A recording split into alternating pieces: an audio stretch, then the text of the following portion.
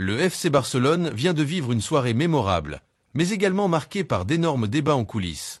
Une victoire éclatante contre l'UD Barbastro en Copa del Rey, mais une tempête qui gronde après le refus d'inscription de deux recrues majeures, Dani Olmo et Pau Victor. Comment le Barça réagit-il face à cette double épreuve? Restez avec nous pour tout savoir, et n'oubliez pas de vous abonner, liker et activer la cloche pour ne manquer aucune mise à jour sur le Barça. C'est parti! Le FC Barcelone a lancé sa campagne en Copa del Rey de manière impressionnante avec une victoire éclatante 4-0 contre l'UD Barbastro.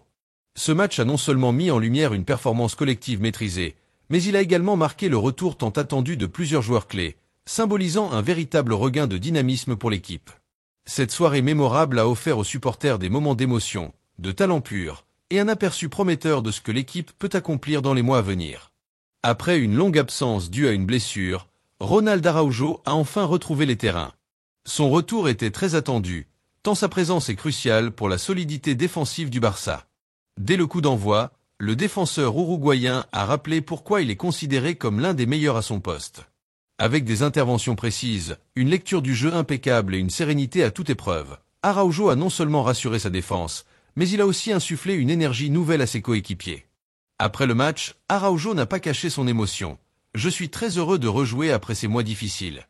C'était un grand moment pour moi, et je suis fier de l'attitude de l'équipe. » Ce retour marque un tournant pour le Barça, qui avait parfois souffert d'un manque de leadership en défense. Avec Araujo à nouveau opérationnel, l'équipe semble plus équilibrée et prête à relever les défis à venir.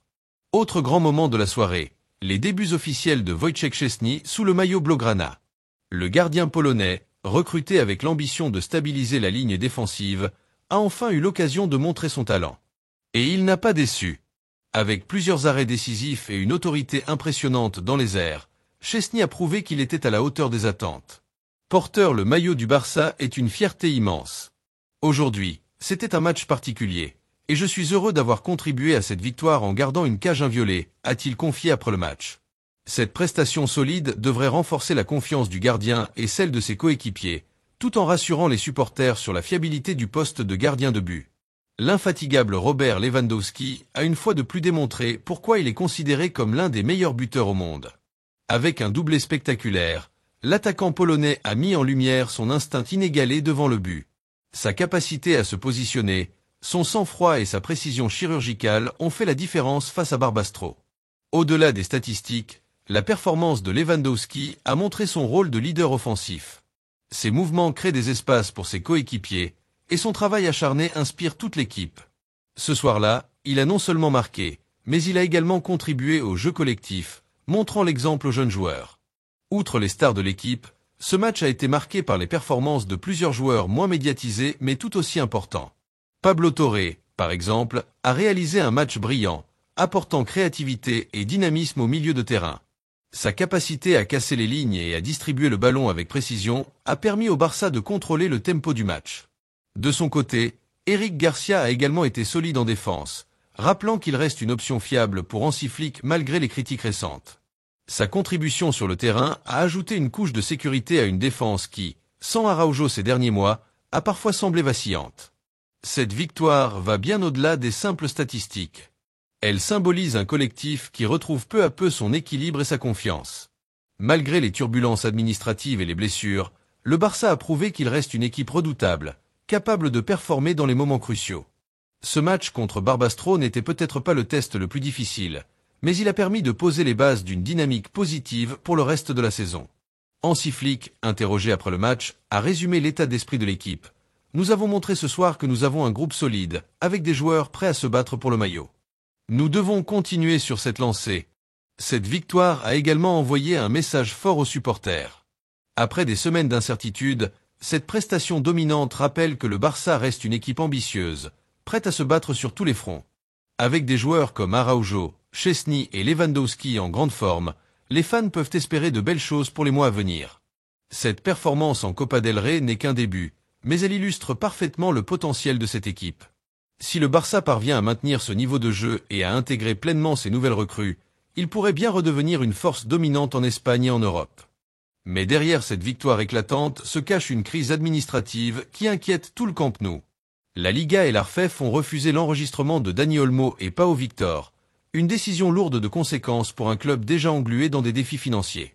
Ce refus soulève de nombreuses interrogations sur la gestion actuelle du FC Barcelone, et il met en lumière les défis systémiques auxquels le club fait face depuis plusieurs saisons. Joan Laporta, conscient de l'impact de cette situation, a immédiatement convoqué une réunion d'urgence avec Dani Olmo et Pau Victor pour leur expliquer les raisons de ce refus. Selon des sources internes, cette décision découlerait d'un manque de documentation justifiant les ressources nécessaires pour couvrir leur salaire. Cependant, certains analystes estiment que ces restrictions reflètent aussi une volonté de la Liga de renforcer le contrôle financier des clubs, un défi auquel le Barça n'a pas encore pleinement répondu. Laporta a promis de se battre sur le plan juridique, mais la bataille pourrait être longue et incertaine. Le cas de Dani Olmo est particulièrement préoccupant.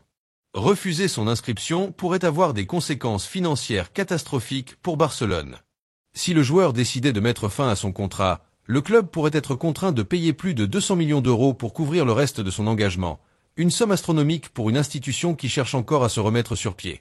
En parallèle, cela représenterait une perte immédiate de 40 millions d'euros en amortissement comptable, et le Barça perdrait également l'opportunité d'un transfert qui aurait pu rapporter jusqu'à 60 millions d'euros sur le marché actuel. Mais au-delà des chiffres, c'est sur le plan sportif que cette situation pourrait faire le plus de mal. Dani Olmo est perçu comme un joueur clé pour le projet de reconstruction de Hansi Flick. Sa vision du jeu, sa créativité et sa polyvalence auraient pu transformer l'équipe.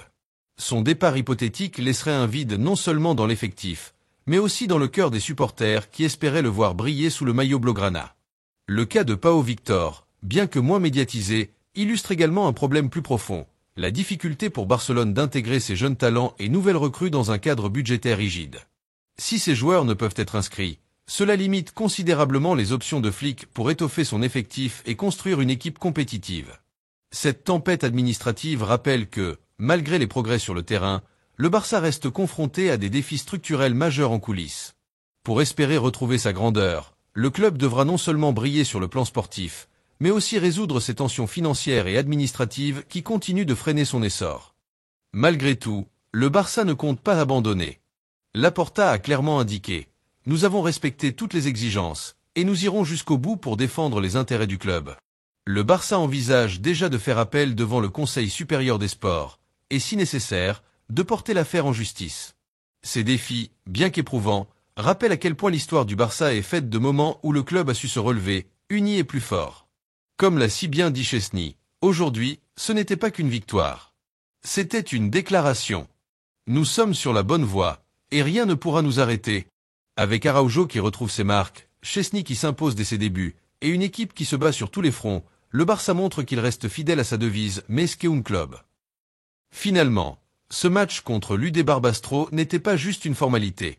C'était une démonstration de résilience et un rappel que, même dans l'adversité, le FC Barcelone reste un géant du football mondial. Les défis avec Dani Olmo et Pau Victor sont immenses, mais c'est dans ces moments que le Barça a toujours trouvé sa grandeur. Alors, culés, restons unis et soutenons notre club. L'histoire est faite de batailles, et le Barça a prouvé qu'il sait les gagner. Merci de suivre cette vidéo. Abonnez-vous pour plus de contenu exclusif sur votre club préféré, laissez un like et activez la cloche. Bisca Barça et à très bientôt pour de nouvelles aventures.